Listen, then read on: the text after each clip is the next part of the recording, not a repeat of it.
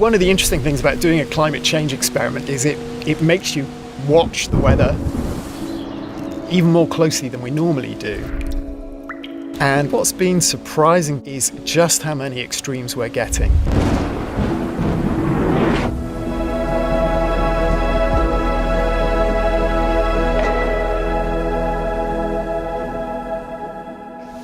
Climate change affects every aspect of our life, from where we get our food, ecosystems, pollination, droughts, water security. It's such a huge challenge that we face. So why study grasslands? They're not necessarily the system that comes to mind when you're thinking about endangered ecosystems, but actually we've lost about 97% of the species-rich grasslands in the UK since World War II.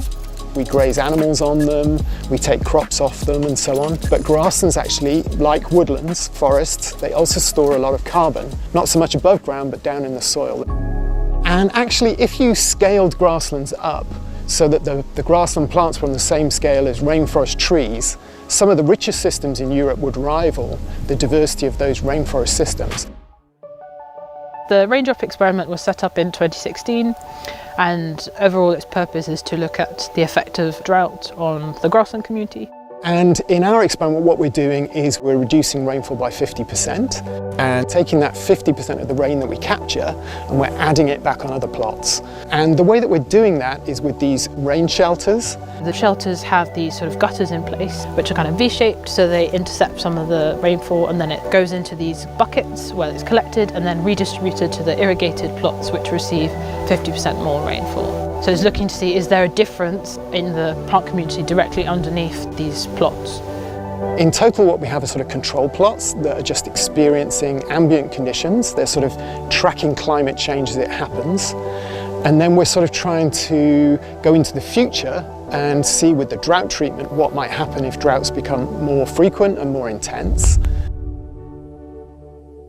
May 2020 was the driest month on record, I think since records began, since 1896. So it just kind of goes to show the importance of the drought experiment itself, and just trying to understand how the new climate that we're seeing, how that will affect the ecosystems.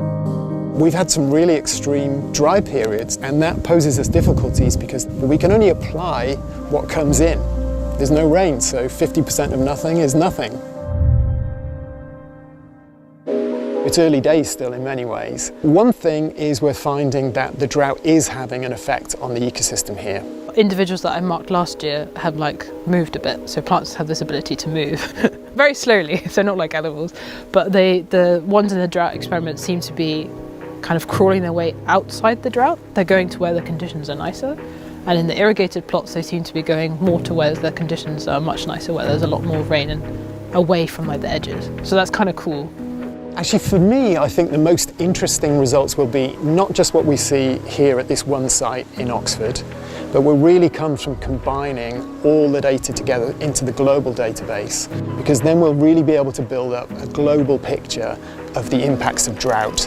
And then by piecing those all together, we should really be able to get a bigger picture of how rainfall controls ecosystems, how diverse they are and how they function. So it's really that big picture by combining all the data together that I think will be the most interesting result. But it's going to take a while to get there.